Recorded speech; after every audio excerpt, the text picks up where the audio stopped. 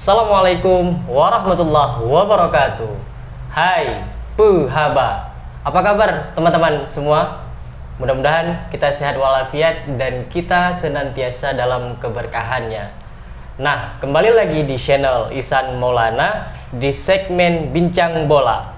Channel Ihsan Maulana menghadirkan 3 segmentasi bincang bola, ngobrol inspiratif, dan review buku. Pada kesempatan ini telah hadir di samping saya, mungkin tidak asing lagi di hadapan teman-teman. Beliau adalah Tri Rahmat Priyadi, bek tangguh Persiraja asal Padang, istimewanya Bukit Tinggi. Nah, Bang Tri, apa kabar nih Bang? Alhamdulillah sehat, Abang. Nah, teman-teman, sebelum itu kita ucapkan selamat datang Bang Tri untuk di channel ini. Kita akan coba bincang-bincang bola kembali ini, bagaimana perjalanan karir Bang Tri ini dan itu banyak hal lah yang akan coba kita kupas. Nah, Bang Tri sendiri kan sudah malang melintang nih, sudah senior juga segala macam. Apa yang pada akhirnya memutuskan Abang Tri itu sampai ke bumi Serambi Mekah membela Persiraja? Ya pertama awalnya mungkin karena atmosfer di kita tahu sendiri kalau kita main di Kolam Pinang itu gimana supporter, gimana teriakan masyarakat Aceh ke tim, itu mungkin salah satunya. Terus ajakan datang ke sini karena target Persiraja waktu itu pingin Liga 1. Itu menjadi mungkin daya tarik buat saya sendiri, bisa membela tim Tanah Rencong dan membawa Persiraja ini lolos Liga 1. Bang Tri sendiri kan bergabung di Persiraja putaran kedua Liga 2 tahun kemarin ya kalau tidak salah ya. Kemudian bergabung langsung mendapatkan tempat segala macam itu bagaimana sih awalnya? Bang Tri kan dari Cilegon saat itu bergabung sini. Siapa yang kemudian menghubungi? Apa yang kemudian membawa Bang Tri hengkang dari Cilegon saat itu? Jadi waktu pertama mungkin setelah saya lawan Persita waktu itu di Tangerang, saya kembali ke Cilegon. Yang menelpon saya pertama itu ada namanya Pak Sarwani Ami, manajer kita waktu kemarin ya. Dia berbincang, bertanya apakah ingin bergabung ke Persiraja. Terus saya sendiri berbicara juga target Persiraja seperti apa.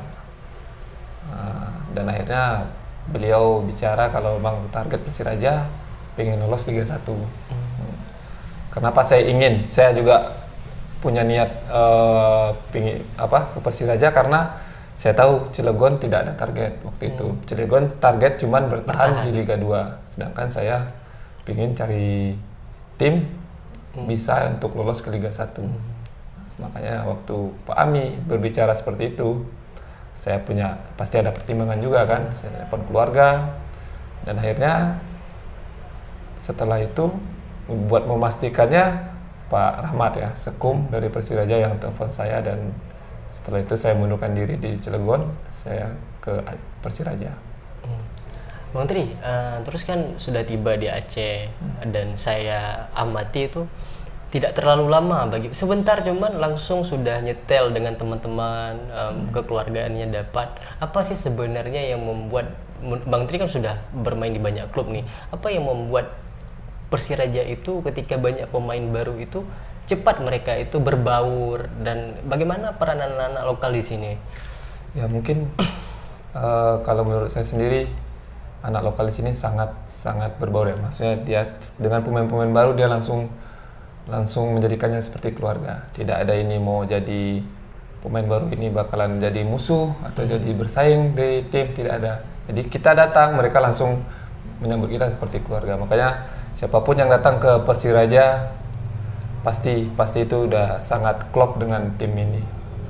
Nah, Bang, terus kan di Liga 2 kan musim-musim lalu itu boleh dibilang salah satu epic moment lah, tidak hanya bagi Persiraja tapi juga bagi masyarakat Aceh gitu.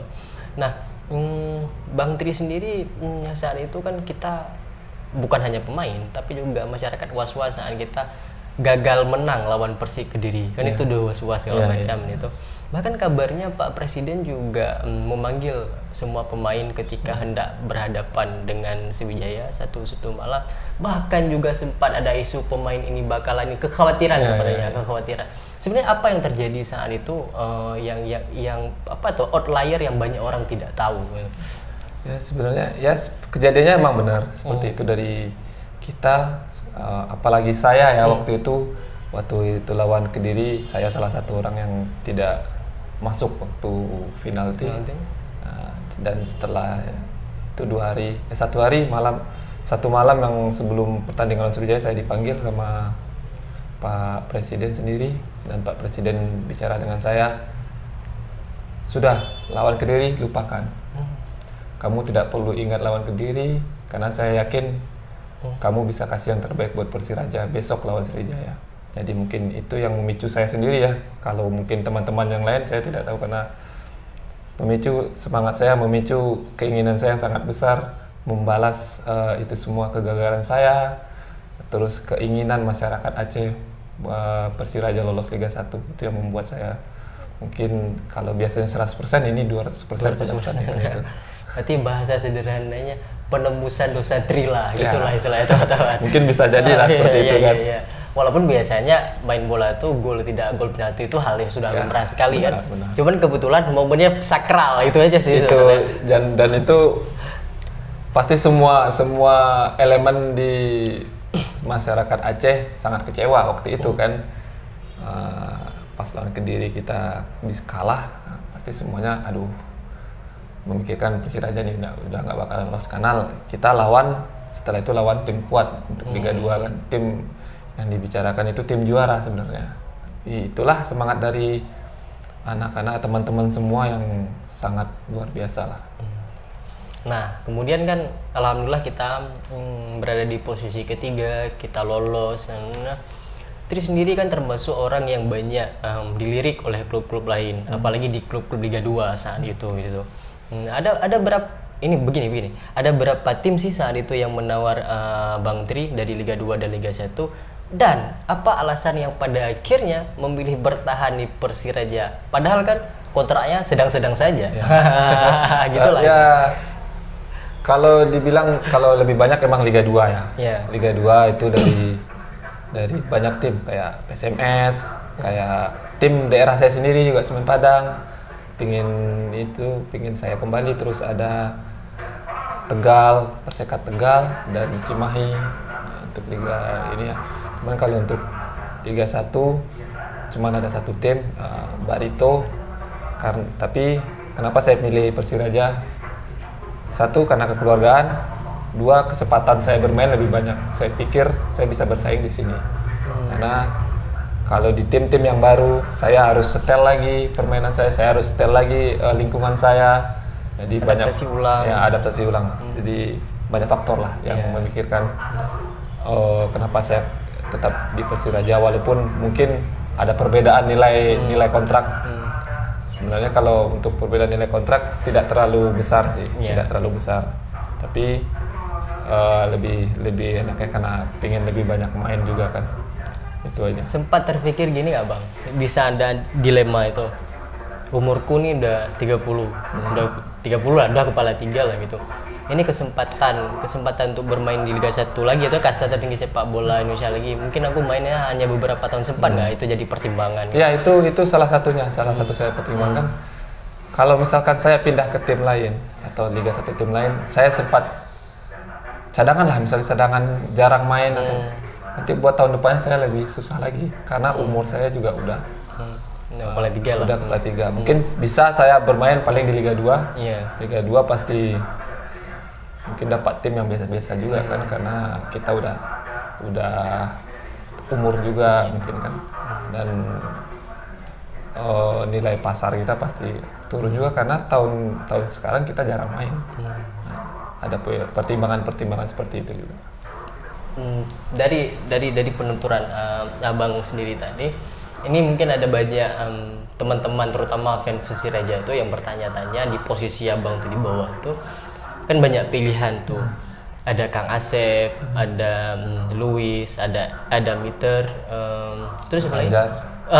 Ganjar. Itulah posisi-posisi di CB ya, di situ. Nah, di mata Bang Tri kita akan ngomongin satu-satu per orang nih, ya positif ya. Kita mulai dari Ganjar. Apa sih yang menjadi daya tarik seorang Ganjar itu sebagai back di mata Bang Tri? Mungkin satu postur, dua semangat juangnya juga kan, semangat juangnya. Karena waktu saya lihat lawan Madura, saya lihat dia semangat juangnya emang udah kayak apa namanya, lantak laju ya. Lantak laju. Jadi nggak mau kalah. Saya pikir kelebihan dia ya seperti itulah kalau menurut saya. Di antara dua itu yang paling menonjol itu postur lah, kuat lah. Habis itu ditambah dengan basic Mas Ganjar itu sebagai tentara ya, mungkin itulah. Terus AA nih, Kang Asep. Apa nih kelebihan Kang Asep nih? Ya, Asep sama ya, postur juga mungkin dia kalau Asep lebih tenang, agak tenang dalam permainan, dan otomatis kalau bola atas lebih bagus dia lebih.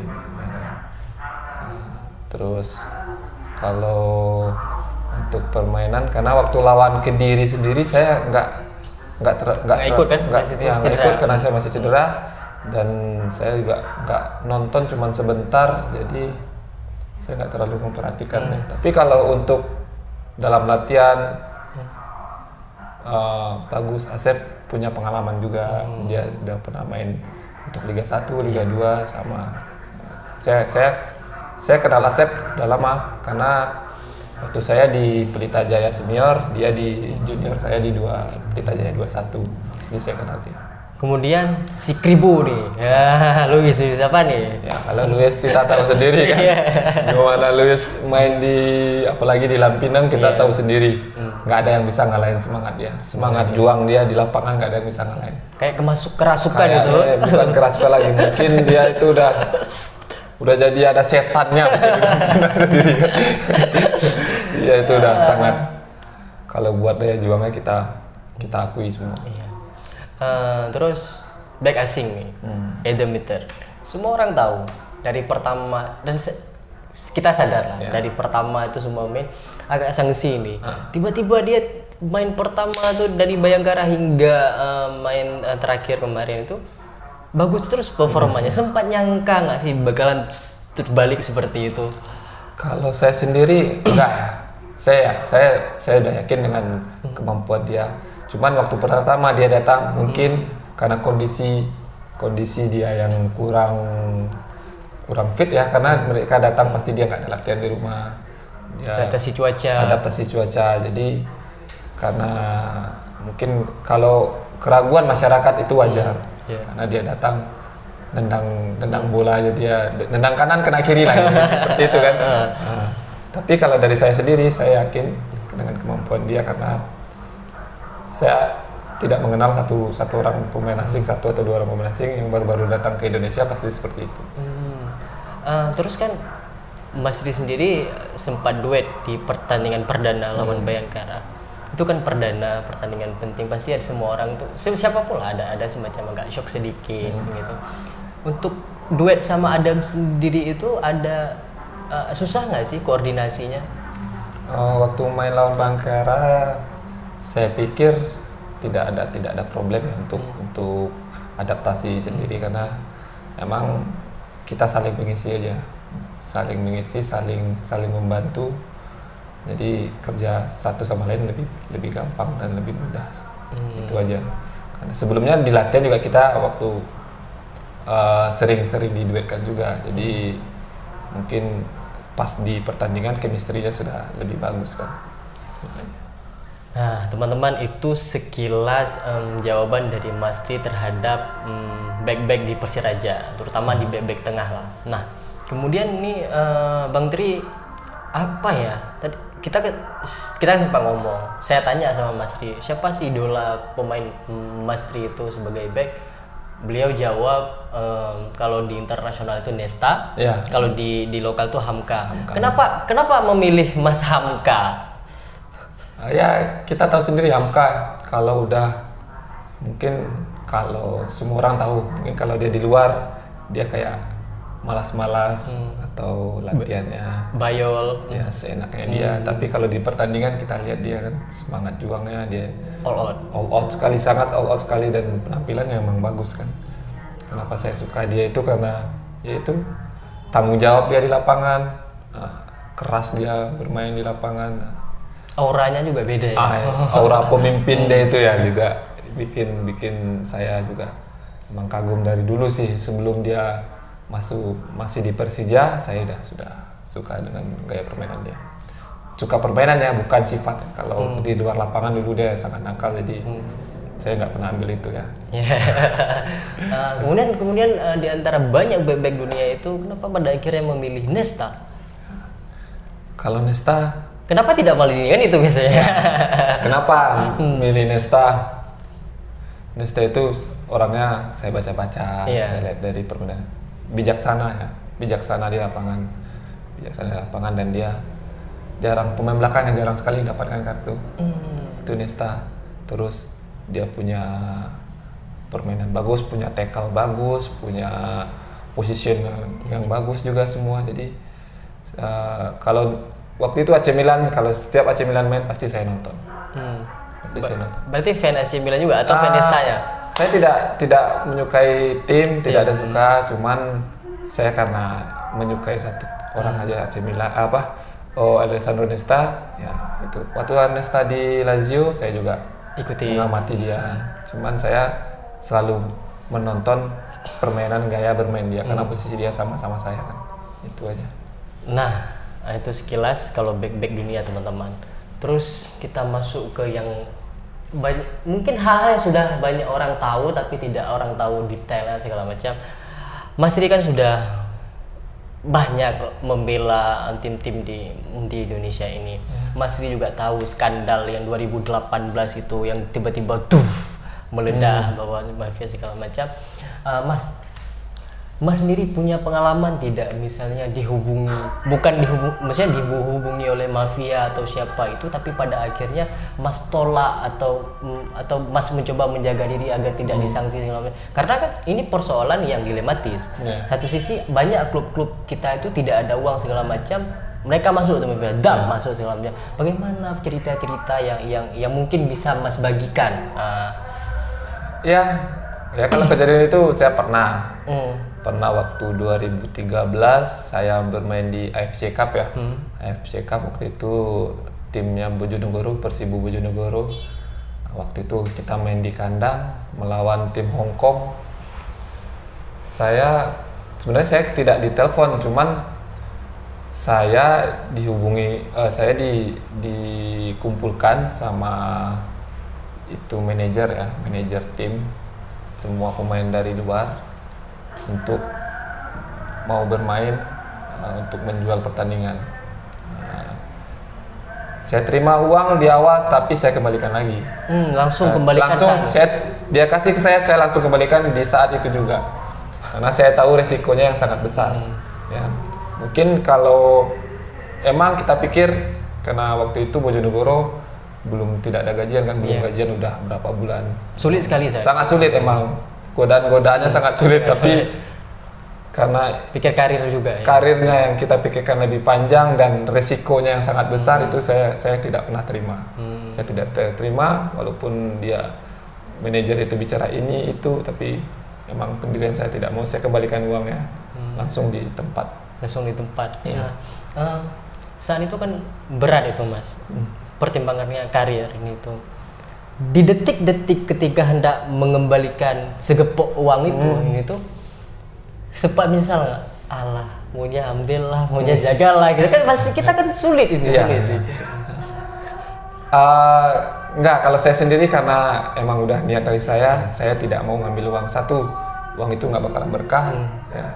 Dua, karir saya hancur kalau sempat semua orang tahu. Ya. Tiga, itu bisa merusak segalanya. Mungkin hubungan saya ke tim yang lain nanti, atau hubungan saya ke pelatih-pelatih yang lain nanti. Dan setelah itu memang kejadian. Teman-teman yang ambil uang itu dia kena sanksi. Ada yang sanksi 1 tahun, 2 tahun, sedangkan sampai manajer dan pelatih Bojonegoro waktu itu sanksi seumur hidup. Itu tahun berapa Mas? 2013. Itu Lawan tim Hong Kong. Hong Kong. Saya lupa nama timnya, tapi yang jelas Hong Kong itu tim Hong Kong. Di situ waktu itu ada Dejan ya, pelatihnya Dejan Antonik ya, sekarang di Sleman kalau nggak salah. Di situ. Kita nggak sebut nominal lah. Berarti saat itu segepok lah Mas. Ya, segepok. Kurang lebih segepok Itu lah. itu masih DP ya. Masih DP Itu DP. Nanti setelah pertandingan dia bilang nanti bakalan dikasih lagi. Kalau memang sukses pertandingannya. Sesuai request ya. Saya sesuai request. Ya. Nah, abang kan sebagai pelaku segala macam. Banyak juga netizen ini barangkali tidak tahu duduk soal bagaimana peliknya sih seorang pemain. Biasanya kan mereka langsung bilang bahwa tidak ada integritas bermain ini itu. Padahal kan banyak orang tidak tahu bagaimana kondisi sulitnya. Nah, bagaimana seharusnya para penyintas sepak bola di Indonesia itu melihat setiap persoalan yang match fixing, pokoknya mafia tanda kutip itu idealnya seperti apa sih, keluh kesah pemain mereka, dilema, coba abang sampaikan lah kepada mereka. Ya, yang paling juga kan karena apalagi tim-tim yang waktu itu terkendala gaji ya, pasti banyak perhitungan, banyak inilah yang banyak yang dipikirin, apalagi teman-teman yang udah berkeluarga kan. Dengan uang segitu pasti ada yang ngambil, ada yang enggak. Tapi sebenarnya harus dewasakan aja. Tapi dewasakan maksud saya itu kayak pengamat sepak bola atau sepak bola, penonton atau supporter itu kan nggak tahu bagaimana sulitnya pemain bola, apalagi kita nggak gajian 5 bulan atau 3 bulan, sedangkan keluarga di rumah butuh uang. Kadang-kadang mungkin buat teman-teman itu kan beda dengan mungkin tidak penghasilannya di sepak bola aja. Iya. Maksudnya dia kerja kayak atau dia punya usaha sendiri, berarti mungkin beda. Tapi itu kembali ke masing-masing sih sebenarnya. Yang match fixing itu kebanyakan mungkin teman-teman yang benar-benar butuh kan, benar-benar butuh. Tapi ya tim-timan lain, kayak saya sendiri, teman-teman waktu itu ngambil, saya nggak ngambil dan saya nggak mau mikir. Maksudnya itu terserah mereka lah. Kalau emang dia mau ngambil, silakan ambil. Yang penting saya sendiri tidak ngambil. Gitu. Terus ya setiap orang punya privasinya. Ya, punya privasi sendiri-sendiri, dan saya tahu kan kenapa dia ngambil, karena faktornya ini itu pasti karena saya sudah tahu kan. Terus teman-teman, kita akan kembali lagi ke Persiraja. Kita kan nggak lama lagi, ini kan sudah bergulir lagi lah, sudah bergulir lagi kompetisi segala macam. 3 pertandingan, alhamdulillah Persiraja belum kalah segala macam. Bagaimana Mas Tri melihat prospek Persiraja di Liga 1 ini meskipun tanpa degradasi? Kalau menurut saya sendiri, kalau Persiraja dengan bisa selalu bermain ya dengan gaya 3 pertandingan ini untuk masuk 5 besar, insya Allah. Berarti insya Allah kalau ritme itu bisa dipertahankan, kita bisa finish 5 besar. Bisa finish 5, tapi dengan kondisi yang kayak sekarang, satu kondisi 5 bulan kita tidak ada latihan, ya kan, tidak ada kumpul bareng tim. Kita harus mulai lagi dari nol kan. Yang mulai dari nol ini lagi yang bikin berat ya. Tantangannya yang bikin berat kan. Buat pemain jadi dari nol ke top performanya itu yang bikin susah sekarang. Nah, tapi mudah-mudahan saya dan teman-teman setelah nanti pertandingan awal di tanggal 4 Makassar, semua pemain udah di top performa, jadi kita bisa menghibur terutama buat masyarakat Aceh, tim kebanggaan mereka, kita bisa berikan yang terbaik, itu aja. Nah, Mas sendiri kan ini memulai karir dari PON ya. PON. Mas sendiri kan dasarnya dari PPLP Ya, Padang, PPLP Sumatera Barat tuh. Sudah main di beberapa klub itu. Epic moment hingga kini, setidaknya hingga kini, epic moment dalam karir Mas itu kapan? Mungkin di Persiraja ya, kalau di Persiraja. Kembali lagi ya. Walaupun memang saya sudah pernah bermain di Liga 1 juga dulu, sempat 4 tahun di Liga 1 dan turun karir, naik karirnya udah pernah saya rasakan sampai sekarang, dan di Persiraja saya kembali lagi, maksudnya saya kembali ke performa terbaik saya dan bisa membawa Persiraja Liga 1 itu mungkin yang dapat semuanya. Ya. Selain kemauan sendiri, dari pengakuan Bang Tri bahwa kembali top performa di Persiraja dan alhamdulillah sumbangsinya membawa Persiraja ke Liga 1 dan terima kasih dari banyak masyarakat Aceh, pengaruh tidak chemistry selain dengan pemain ya, chemistry dengan Kang Henry Susilo sebagai pelatih? Kan secara teritori itu sama-sama orang dasar dari Bukit Tinggi, pengaruh tidak trust itu? Mungkin sebenarnya saya sudah pernah bersama-sama ya. 2017 saya pernah sama-sama sama dia di Sumbawa Barat juga, dan 2018 saya sama dia juga di Pekanbaru. Mungkin chemistry-nya emang udah dapat. Jadi saya tahu apa yang dia mau ya, di dalam pertandingan, dan apa yang dia mau di latihan, di pertandingan saya mungkin sudah paham ya, karena tidak 1 atau 2 tahun saya bersama dia, walaupun saya sempat pergi ke tim lain dan akhirnya nanti kembali lagi membantu atau bersama-sama dia di tim. Itulah chemistry, emang dari awal udah dapat. Itu juga yang membuat saya bisa kembali ke sini kan. Itulah ya, emang benar kalau chemistry emang udah dapat semuanya. Nah teman-teman, dari hasil bincang-bincang kita tadi di segmen bincang bola, mudah-mudahan kita lebih dekat dengan Bang Tri, orang Padang yang saat ini membela Laskar Encong atau Persiraja. Saya, mungkin teman-teman juga, kita semua mendoakan Bang Tri sehat terus, amin, keluarga amin. sehat terus, Amin. buah hatinya tumbuh dengan Ya, baik, amin. terhindar dari cedera-cedera parah gitu. Hal yang penting lah, dan bisa kembali ke top performa dan mendapatkan kesempatan itu. Sukses selalu karirnya Bang. Terima kasih di channel ini. Teman-teman, berhubung waktu pula lah yang tidak banyak, kita harus akhiri ini. Teman-teman dapat mengambil banyak hal positif dari apa yang disampaikan tadi. Bila teman-teman merasa bahwa apa yang disampaikan oleh Bang Tri, apa yang kami bincangkan itu bermanfaat, silahkan tekan tombol like, share, komen. Tapi jika pun menganggap bahwa ini tidak ada manfaatnya, kita fair, silahkan tekan tombol dislike.